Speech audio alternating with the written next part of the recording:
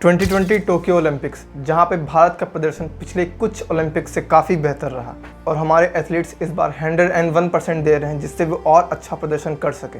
और दूसरी बात यह भी है कि भारत इतनी घनी आबादी वाला देश, जहां पर 150 करोड़ लोग रहते हों, वहां पर अगर सिर्फ मेडल देखे जाएँ तो अभी तक भारत ने सिर्फ और सिर्फ 5 मेडल्स जीते हैं। और चाइना, जहां की आबादी सबसे ज़्यादा है, वहां पर 81 मेडल्स के साथ वो सबसे ऊपर है। और अमेरिका 101 मेडल के साथ, जापान 52 मेडल के साथ तीसरे पायदान पर है। यह एक अलग बात है कि पॉपुलेशन और मेडल्स का आपस में कोई संबंध नहीं है, लेकिन हमें इस बारे में जानना ज़रूरी है कि भारत मेडल्स के मामले में इतना पीछे क्यों है। और उसे जानने के लिए हमें ओलंपिक्स के इतिहास में जाना होगा, हमें अपने इतिहास में जाना होगा।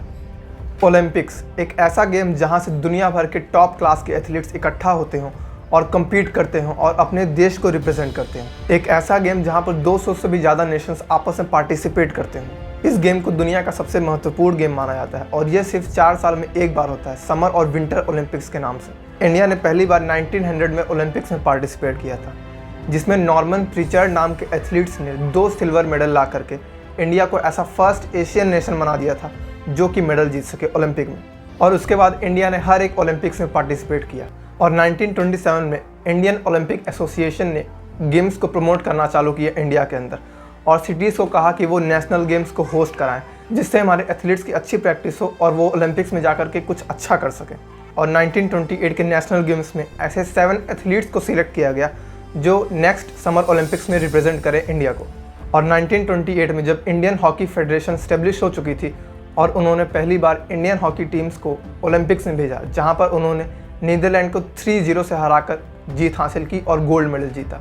और उसके बाद 1932 में समर ओलंपिक्स में इंडिया ने यूनाइटेड स्टेट्स को 24-1 से हराकर सबसे ज़्यादा मार्जिन से जीतने वाली पहली टीम बनी ओलंपिक्स में। और फिर 1936 समर ओलंपिक में इंडिया ने जर्मनी को 8-1 से हराया और 1948 के ओलंपिक में इंडिया ने ग्रेट ब्रिटेन को हराया, जिसके बाद इंडिया ने अपना पहला गोल्ड मेडल जीता एज ए इंडिपेंडेंट नेशन। और ऐसा करते करते इंडिया ने लगातार 6 गोल्ड मेडल्स जीते 1928 से लेकर 1956 के बीच में। और उसके कुछ गैप के बाद इंडिया ने 2 गोल्ड मेडल और जीते, 1964 Tokyo Olympic and 1980 Moscow Olympic. और फिर 1980 के बाद इंडियंस मेन हॉकी टीम ने ओलंपिक में एक भी मेडल नहीं जीता, ना तो सिल्वर, ना ही गोल्ड और ना ही ब्रॉन्ज।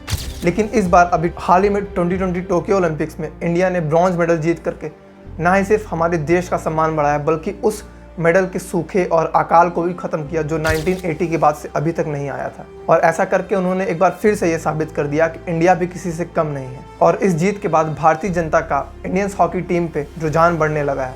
अब हम बात करेंगे कि इंडिया ओलंपिक्स में इतना बेकार क्यों है। आखिर इतनी बड़ी पॉपुलेशन और इतनी बड़ी इकोनॉमिक्स कंट्री होने के बावजूद भी इंडिया में मेडल्स की कमी है। और हो रहे 2020 टोक्यो ओलंपिक्स ने एक बार फिर से यह सवाल खड़ा कर दिया है कि इंडिया में आखिर मेडल्स की कमी क्यों है। तो जो सबसे मेन कारण है वो है मनी, क्योंकि इंडिया अब भी बहुत गरीब देश है in terms of per capita income के मुकाबले। और स्पोर्ट्स गवर्नमेंट की पहली प्रायोरिटी कभी भी नहीं रही है। और इंडियन ओलंपिक एसोसिएशन ने ये एडमिट किया है कि गवर्नमेंट ने उन्हें कभी भी इतना प्रायोरिटी नहीं दी, उनके एथलीट्स को इतनी ज़्यादा फैसिलिटीज़ नहीं दी। दूसरा कारण, और जो सबसे बड़ा कारण है, वो ये है कि हमारी इंडियन फैमिलीज़ कभी नहीं चाहती कि हम खेलें। इंडियन फैमिलीज़, हमारी फैमिलीज़ खेल को लेकर काफ़ी सतर्क रहे हैं बहुत पुराने सालों से। और जो उनकी बेसिक फीलिंग है ये कहने कि आप खेल नहीं सकते, आप पढ़िए, उनका सीधा सा बस यही मतलब है कि खेल जो है ज़्यादा पैसे नहीं ला सकता। और जब ज़्यादा पैसे नहीं आएंगे तो हम अपनी फैमिलीज़ को कैसे फीड करेंगे, उनको कैसे कोई भी चीज़ ला के देंगे। और अगर इन केस कोई आगे खेल को परस्यू करना भी चाहता है तो उनकी कम्युनिटी, उनकी सोसाइटी, उनकी फैमिलीज़ हमेशा उनको नीचे खींचने की कोशिश करती हैं। पूछती है कि खेल से क्या किसी का हुआ है आज तक, क्या तुम्हारा हो जाएगा, पढ़ाई लिखाई में ध्यान लगाओ। इंडियन कल्चर ने स्पोर्ट्स को हमेशा से ही नीचे दबाया है। वो ये कहते हैं कि आप खेलने की जगह डॉक्टर बनिए, इंजीनियर बनिए, अकाउंटेंट्स बनिए। इवन यही चीज़ अपने एजुकेशन सिस्टम के साथ भी है। आपने स्कूल में भी कई बार यह महसूस किया होगा कि आपके गेम्स के पीरियड में दूसरे टीचर आ जाते हैं, फिजिक्स वाले, मैथ वाले, अपना कोर्स को कंप्लीट करवाने के लिए, जहाँ पर हमको गेम्स का टाइम नहीं दिया जाता।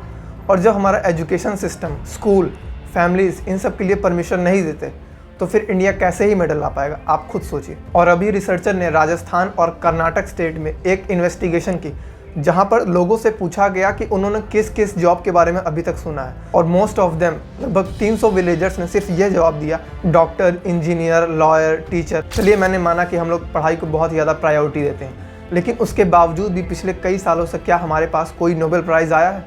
फिजिक्स में, केमिस्ट्री में, in any of the field, किसी भी फील्ड में आप बताइए, नहीं आया है। क्योंकि हमारे देश के सबसे इंटेलेक्ट माइंड बाहर भाग जाते हैं, विदेश भाग जाते हैं, अमेरिका, चाइना, जापान जैसी कंट्रियों में। और इंडिया में लोअर कास्ट की पॉपुलेशन कई ज़्यादा है, और इंडिया में आधे से ज़्यादा लोअर कास्ट बहुत ही ज़्यादा गरीब है।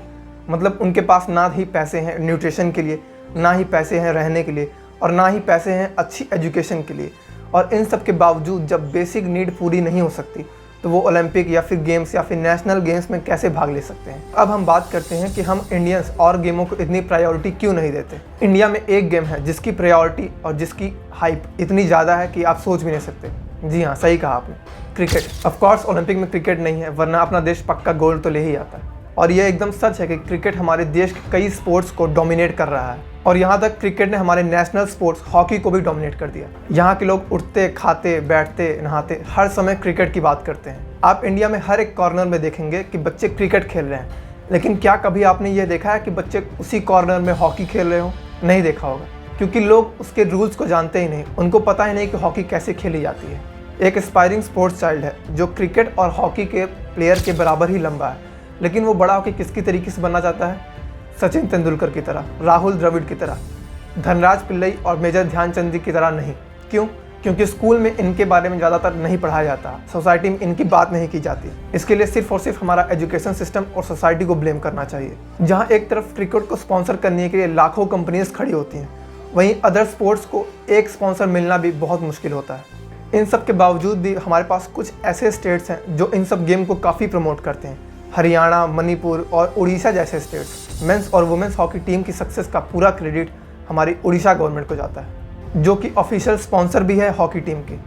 इंडिया कंट्री का एक ऐसा पहला स्टेट है जिसने 150 करोड़ की डील साइन की इंडियन हॉकी टीम्स के साथ और उसको स्पॉन्सर किया। और 2023 में Orissa men's hockey world cup को ऑर्गेनाइज करेगा, जिसके लिए उन्होंने एक हॉकी स्टेडियम बनाने की भी तैयारी की है, जिसका नाम है बिरसा मुंडा हॉकी स्टेडियम, जिसकी सीटिंग कैपेसिटी 20,000 ऑडियंस और 130 करोड़ के बजट के साथ ये इंडिया का सबसे बड़ा हॉकी स्टेडियम होगा।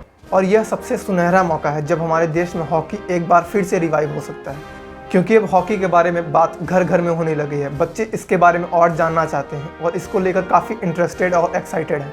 और मैं आप सबसे, जितने लोग इस वीडियो को देख रहे हैं, मैं आपसे सिर्फ एक ही रिक्वेस्ट करूँगा कि आप लोग जितना लव क्रिकेट को दिखाते हैं, जितना सपोर्ट क्रिकेट को देते हैं, प्लीज़ उतना ही सपोर्ट और गेमों को भी दीजिए, हॉकी जैसे टीमों को भी दीजिए। इससे ना ही सिर्फ हमारे प्लेयर्स का उत्साह बढ़ेगा, उनको मोटिवेशन मिलेगा, बल्कि उनको एक आइडेंटिटी भी मिलेगी एज अ इंडियन प्लेयर। और अब इसी इंसिडेंट के बाद अगर अपनी गवर्नमेंट भी उतना ही सपोर्ट करती है तो बेशक हम 2024 ओलंपिक्स में इससे भी ज़्यादा अच्छा प्रदर्शन करेंगे और काफ़ी ज़्यादा मेडल्स लेके आएंगे। और आपको अगर ये वीडियो अच्छा लगा हो तो प्लीज़ लाइक कीजिएगा और सब्सक्राइब कीजिएगा चैनल को, बिकॉज इस टाइप के कंटेंट लाने में काफ़ी एफर्ट लगता है। तो आपका एक लाइक और एक सब्सक्राइब मेरे अगर मोटिवेशन को बूस्ट कर सकता है तो प्लीज़ कीजिएगा।